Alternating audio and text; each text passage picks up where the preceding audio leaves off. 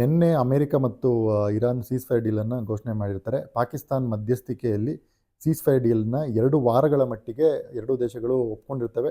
ಅದನ್ನು ಘೋಷಣೆ ಮಾಡಿರ್ತಾರೆ. ಅದಾದ ನಂತರ ಅಮೆರಿಕದ ಪ್ರಕಾರ ಈ ಸೀಸ್‌ಫೈರ್ ಡೀಲ್ ಘೋಷಣೆ ಆದ ನಂತರ ಸ್ಟ್ರೈಟ್ ಆಫ್ ಹಾರ್ಮುಜನ್ನು ಇರಾನು ಸಂಪೂರ್ಣವಾಗಿ ಕಮರ್ಷಿಯಲ್ ಶಿಪ್ಪಿಂಗಿಗೆ ಓಪನ್ ಮಾಡಬೇಕಾಗಿರುತ್ತೆ. ಅದನ್ನು ಮಾಡೋದಕ್ಕೆ ಇರಾನ್ ಒಪ್ಕೊಂಡಿದೆ ಅಂತ ಅಮೆರಿಕ ಹೇಳಿರುತ್ತೆ. ಆದರೆ ಇರಾನಿನ ಪ್ರಕಾರ ಈ ಒಂದು ಸೀಸ್‌ಫೈರ್ ಏನಿದೆ ಇದು ಬರೀ ಅಮೆರಿಕ ಇರಾನ್ ನಡುವೆ ಮಾತ್ರ ಅಲ್ಲ, ಈ ವೆಸ್ಟ್ ಏಷ್ಯಾ ಭಾಗದಲ್ಲಿ ಬೇರೆ ಯಾವ್ಯಾವ ಯುದ್ಧ ನಡೀತಾ ಇದೆಯೋ ಅದಕ್ಕೂ ಕೂಡ ಸೀಸ್‌ಫೈರ್ ಡೀಲ್ ಅಪ್ಲೈ ಆಗಬೇಕು. ಆ ಆಧಾರದಲ್ಲಿ ನಾವು ಸೀಸ್‌ಫೈರ್ ಡೀಲ್ ಒಪ್ಕೊಂಡಿದ್ದೀರಿ ಅಂತ ಇರಾನ್ ಪ್ರತಿಪಾದಿಸಿರುತ್ತೆ.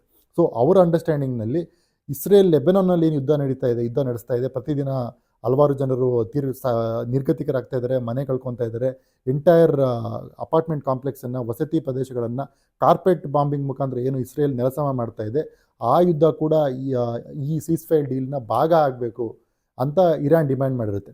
ಆದರೆ ಅಮೆರಿಕ ಇದನ್ನು ರಿಜೆಕ್ಟ್ ಮಾಡಿ ಈ ಸೀಸ್‌ಫೈರ್ ಡೀಲ್ ಏನಿದೆ ಅದು ಬರೀ ಇರಾನ್ಗೆ ಮಾತ್ರ ಸೀಮಿತ ಆಗಿದೆ. ಅಮೆರಿಕ, ಇಸ್ರೇಲ್, ಇರಾನ್ಗೆ ಮಾತ್ರ ಈ ಸೀಸ್‌ಫೈರ್ ಡೀಲ್ ಸೀಮಿತ ಆಗಿದೆ. ಹಾಗಾಗಿ ಲೆಬನಾನ್ನಲ್ಲಿ ಇಸ್ರೇಲಿನ ಯುದ್ಧ ಮುಂದುವರುತ್ತೆ, ಅದಕ್ಕೆ ಈ ಸೀಸ್‌ಫೈರ್ ಡೀಲ್ ಅಪ್ಲೈ ಆಗಲ್ಲ ಅಂತ ಹೇಳಿರ್ತಾರೆ. ಆದ್ದರಿಂದ ಈ ಇಸ್ರೇಲ್ ಲೆಬನಾನ್ನಲ್ಲಿ ಈ ಅಮೆರಿಕ ಇರಾನ್ ಸೀಸ್‌ಫೈರ್ ಡೀಲ್ ಘೋಷಣೆ ಆದಮೇಲೆ ದೊಡ್ಡ ಮಟ್ಟದ ಕಾರ್ಯಾಚರಣೆ ನಡೆಸಿ ಕೇವಲ 10 ನಿಮಿಷಗಳಲ್ಲಿ 100 ಟಾರ್ಗೆಟ್ ಮೇಲೆ ದಾಳಿ ನಡೆಸಿ ಸುಮಾರು 254 ಜನ ಸಾವನ್ನಪ್ಪಿರ್ತಾರೆ. ಅದಾದ ನಂತರ ಸುಮಾರು ಸಾವಿರಕ್ಕೂ ಅಧಿಕ ಜನರು ಗಾಯಗೊಂಡಿರ್ತಾರೆ. ಇದುವರೆಗೂ ಯುದ್ಧದಲ್ಲಿ ಅತಿ ದೊಡ್ಡ ಕಾರ್ಯಾಚರಣೆಯನ್ನು ಇಸ್ರೇಲ್, ಅಮೆರಿಕ ಮತ್ತು ಇರಾನಿನ ಸೀಸ್‌ಫೈರ್ ಡೀಲ್ ಘೋಷಣೆ ಆದ ನಂತರ ಮಾಡಿರುತ್ತೆ. ಸೊ ಹಾಗಾಗಿ ಈ ದಾಳಿ ನಡೆದ ನಂತರ ಇರಾನ್ ಅಲ್ಲಿ ಸೀಸ್‌ಫೈರ್ ಡೀಲ್ ಅಪ್ಲೈ ಆಗೋವರೆಗೂ ಇಸ್ರೇಲ್ ಲೆಬನಾನ್ನಲ್ಲಿ ಯುದ್ಧ ನಿಲ್ಲಿಸೋವರೆಗೂ ಕೂಡ ನಾವು ಸ್ಟ್ರೈಟ್ ಆಫ್ ಹಾರ್ಮುಜನ್ನು ಓಪನ್ ಮಾಡೋದಿಲ್ಲ ಅಂತ ಹೇಳಿ ಸ್ಟ್ರೈಟ್ ಆಫ್ ಹಾರ್ಮುಜನ್ನು ಇವತ್ತಿನ ಪರಿಸ್ಥಿತಿಯಲ್ಲಿ ಈಗ ಕೂಡ ಅದು ಕ್ಲೋಸ್ ಆಗಿದೆ. ಕಮರ್ಷಿಯಲ್ ಶಿಪ್ಪಿಂಗು, ಆಯಿಲ್ ಟ್ಯಾಂಕರ್ ಆಗಿರ್ಬೋದು, ಗ್ಯಾಸ್ ಟ್ಯಾಂಕರ್ ಆಗಿರ್ಬೋದು, ಸ್ಟ್ರೈಟ್ ಆಫ್ ಹಾರ್ಮುಜಿಂದ ಆಚೆಗೆ ಬರೋಕ್ಕೆ ಆಗ್ತಾ ಇಲ್ಲ. ಅಮೆರಿಕ ಮತ್ತು ಇಸ್ರೇಲ್ ಇರಾನಿನ ಮೇಲೆ ಅನ್ಪ್ರೊವೋಕ್ಡ್ ದಾಳಿ ಮಾಡಿದ ನಂತರ, ಯುದ್ಧ ಶುರು ಮಾಡಿದ ನಂತರ ಲೆಬನಾನ್ನಲ್ಲಿರೋ ಹೆಜ್ಬೊಲ್ಲಾ ಕೂಡ ಈ ಯುದ್ಧಕ್ಕೆ ಜಾಯಿನ್ ಆಗಿರುತ್ತೆ. ಜಾಯಿನ್ ಆಗಿ ಲೆಬನಾನ್ನಿಂದ ಇಸ್ರೇಲ್ ಕಡೆಗೆ ರಾಕೆಟ್ ದಾಳಿಯನ್ನು ಮಾಡಿರುತ್ತೆ. ಸೊ ಹಾಗಾಗಿ ಇಸ್ರೇಲ್ ಅದನ್ನೇ ನೆಪ ಮಾಡಿಕೊಂಡು ಲೆಬನಾನ್ ಮೇಲೆ ಗ್ರೌಂಡ್ ಇನ್ವೇಷನನ್ನು ಶುರು ಮಾಡಿರುತ್ತೆ, ಯುದ್ಧವನ್ನು ಶುರು ಮಾಡಿರುತ್ತೆ.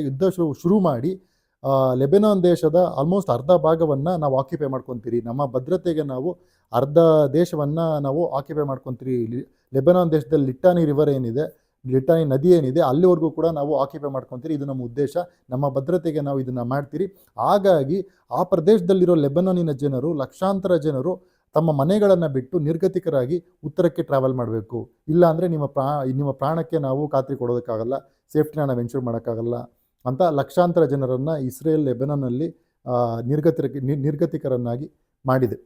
ಸೊ ಇಲ್ಲಿ ಲೆಬನಾನ್ನಲ್ಲಿರೋ ಹೆಜ್ಬೊಲ್ಲಾ ಸಂಸ್ಥೆ ಏನಿದೆ, ಈ ಇಸ್ರೇಲಿ ಆಕ್ಯುಪೇಷನ್ ವಿರುದ್ಧ ಹೋರಾಟ ಒಂದು ಮಿಲಿಟರಿ ಸಂಸ್ಥೆ ಆಗಿದೆ, ಶಿಯಾ ಮಿಲಿಟರಿ ಸಂಘಟನೆ ಆಗಿದೆ. ಸೊ ಈ ಭಾಗದಲ್ಲಿ ಇರಾನ್ ಬೇರೆ ಬೇರೆ ಶಿಯಾ ಮಿಲಿಟರಿ ಸಂಘಟನೆಗಳಿಗೆ ಎಲ್ಲ ರೀತಿಯ ಎಕನಾಮಿಕ್ ಸಪೋರ್ಟ್ ಆಗಿರ್ಬೋದು, ವೆಪನ್ ಸಪೋರ್ಟ್ ಆಗಿರ್ಬೋದು, ಡಿಪ್ಲೊಮೆಟಿಕ್ ಸಪೋರ್ಟ್ ಆಗಿರ್ಬೋದು, ಇದೆಲ್ಲ ಕೊಡ್ತಾ ಬಂದಿದೆ. ಗಜಾಲಿರೋ ಹಮಾಸ್ ಆಗಿರ್ಬೋದು, ಯೆಮೆನ್ನಲ್ಲಿರೋ ಹೌತೀಸ್ ಆಗಿರ್ಬೋದು, ಅಥವಾ ಲೆಬನಾನ್ನಲ್ಲಿರೋ ಹೆಜ್ಬೊಲ್ಲಾ ಆಗಿರ್ಬೋದು, ಇವರೆಲ್ಲ ಕೂಡ ಶಿಯಾ ಮಿಲಿಟರಿ ಸಂಘಟನೆಗಳಾಗಿದ್ದಾವೆ. ಈ ಎಲ್ಲ ಸಂಘಟನೆಗಳು ಕೂಡ ಪ್ಯಾಲಿಸ್ತೀನಿಯನ್ ಕಾಸ್ ಏನಿದೆ ಅದಕ್ಕೋಸ್ಕರ ಹೋರಾಟ ನಡೆಸ್ತಾ ಇದ್ದಾರೆ. ಪ್ಯಾಲಿಸ್ತೀನಿಯರಿಗೆ ದೇಶವನ್ನು ಏನು ಪ್ರಾಮಿಸ್ ಮಾಡಲಾಗಿರುತ್ತೆ ಆ ದೇಶವನ್ನು ಕೊಡಬೇಕು, ಪ್ಯಾಲಿಸ್ತೀನಿಯರಿಗೆ ದೇಶ ಸ್ಥಾಪನೆ ಮಾಡಬೇಕು, ಇಸ್ರೇಲು ಪ್ಯಾಲಿಸ್ತೀನ್ ನೆಲವನ್ನು ಆಕ್ಯುಪೈ ಮಾಡಬಾರ್ದು, ಅವ್ರಿಗೆ ಕೊಡಬೇಕು ಅನ್ನೋ ಡಿಮ್ಯಾಂಡ್ ಮೇಲೆ ಇವರು ಹೋರಾಟ ನಡೆಸ್ತಾ ಇರ್ತಾರೆ. ಅದಾದ ನಂತರ ಹಲವಾರು ಬಾರಿ ಇಸ್ರೇಲು ಲೆಬನಾನ್ ಮೇಲೆ ಇದಕ್ಕಿಂತ ಮುಂಚೆ ಕೂಡ ಆಕ್ರಮಣ ನಡೆಸಿದೆ, ಯುದ್ಧ ನಡೆಸಿದೆ, ಈ ಲೆಬನಾನ್ ಟೆರಿಟರಿನ ಆಕ್ಯುಪೈ ಮಾಡ್ಕೊಂಡಿದೆ. ಸೊ ಅದರ ವಿರುದ್ಧ ಹೋರಾಟ ಮಾಡೋದಕ್ಕೆ ಅಲ್ಲಿನ ಸರ್ಕಾರಕ್ಕೆ ಅಷ್ಟು ಶಕ್ತಿ ಇರಲ್ಲ. ಹಾಗಾಗಿ ಈ ಹೆಜ್ಬೊಲ್ಲಾ ಮಿಲಿಟರಿ ಸಂಘಟನೆ ಸ್ಥಾಪನೆ ಆಗಿರುತ್ತೆ. ಇಸ್ರೇಲ್ ವಿರುದ್ಧ ಹೋರಾಟ ಮಾಡೋದೇ ಈ ಹೆಜ್ಬೊಲ್ಲಾ ಮಿಲಿಟರಿ ಸಂಘಟನೆ ಉದ್ದೇಶ ಆಗಿದೆ. ಸೊ ಹಾಗಾಗಿನೇ ಅವರು ಈ ಒಂದು ಕಾನ್ಫ್ಲಿಕ್ಟ್ ಶುರುವಾದಾಗ, ಇಸ್ರೇಲ್ ಮತ್ತು ಅಮೆರಿಕ ಇರಾನ್ ಮೇಲೆ ದಾಳಿ ಮಾಡಿದಾಗ ಇರಾನ್ಗೆ ಬೆಂಬಲ ಕೊಡೋದಕ್ಕೆ ಅವರು ಲೆಬನಾನ್ ಕಡೆಯಿಂದ ರಾಕೆಟ್ ದಾಳಿಯನ್ನು ಇಸ್ರೇಲ್ ಮೇಲೆ ಮಾಡ್ತಾರೆ. ಇದನ್ನೇ ನೆಪ ಮಾಡಿಕೊಂಡು ಅವರು ಈಗ ನಾವು ಲೆಬನಾನ್ ದೇಶದ ಆಲ್ಮೋಸ್ಟ್ ಅರ್ಧ ಭಾಗವನ್ನು ಆಕ್ಯುಪೈ ಮಾಡ್ಕೊತೀರಿ ನಮ್ಮ ಭದ್ರತೆಗೆ ಅಂತ ಅದನ್ನೇ ನೆಪ ಮಾಡಿಕೊಂಡು ಆಕ್ಯುಪೈ ಮಾಡ್ತಾ ಇದ್ದಾರೆ, ಅಲ್ಲಿ ಯುದ್ಧ ನಡೆಸ್ತಾ ಇದ್ದಾರೆ, ಲಕ್ಷಾಂತರ ಜನರನ್ನು ನಿರ್ಗತಿಕರನ್ನಾಗಿ ಮಾಡ್ತಾ ಇದ್ದಾರೆ. ಇದುವರೆಗೆ ಇದೇ ಸೀಸ್‌ಫೈರ್ ವೈಲೇಷನ್ಸ್ ಬಗ್ಗೆ. ಇವಾಗ ಇರಾನ್ ಪ್ರಕಾರ ಸೀಸ್‌ಫೈರ್ ವೈಲೇಟ್ ಆಗಿದೆ, ನಾವು ಒಪ್ಕೊಂಡಿರೋ ಸೀಸ್‌ಫೈರ್ನಲ್ಲಿ ಲೆಬನಾನ್ ಪ್ರದೇಶದಲ್ಲಿ ಕೂಡ ಯುದ್ಧ ನಿಲ್ಲಬೇಕಾಗಿತ್ತು, ಸೀಸ್‌ಫೈರ್ ವೈಲೇಟ್ ಆಗಿರೋದ್ರಿಂದ ನಾವು ಸ್ಟ್ರೈಟ್ ಆಫ್ ಹಾರ್ಮುಜನ್ನು ಓಪನ್ ಮಾಡೋದಿಲ್ಲ ಅಂತ ಹೇಳಿದ್ದಾರೆ.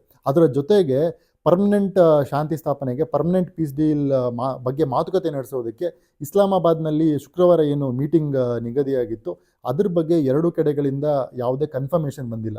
ಸೊ ಇರಾನಿನ ಡೆಲಿಗೇಷನ್ ಇಸ್ಲಾಮಾಬಾದಿಗೆ ಬರ್ತಾ ಇದೆ, ಅಮೆರಿಕನ್ ಡೆಲಿಗೇಷನಲ್ಲಿ ಯಾರು ಬರ್ತಾ ಇದ್ದಾರೆ, ಇದ್ರ ಬಗ್ಗೆ ಇದುವರೆಗೆ ಎರಡು ದೇಶಗಳಿಂದ ಯಾವುದೇ ಒಂದು ಕನ್ಫರ್ಮೇಷನ್ನು ಬಂದಿಲ್ಲ. ಹಾಗಾಗಿ ಇದು ಈ ಮಾತುಕತೆ ನಡೆಯುತ್ತಾ ನಡೆಯಲ್ಲ ಅನ್ನೋದ್ರ ಬಗ್ಗೆ ಸಂದೇಹ ಇದೆ. ಅದ್ರ ಜೊತೆಗೆ ಎರಡೂ ದೇಶಗಳು ಕೂಡ ಬೆದರಿಕೆ ಹಾಕಿದ್ದಾವೆ, ಥ್ರೆಟ್ಸನ್ನು ಪೋಸ್ಟ್ ಮಾಡಿದ್ದಾರೆ.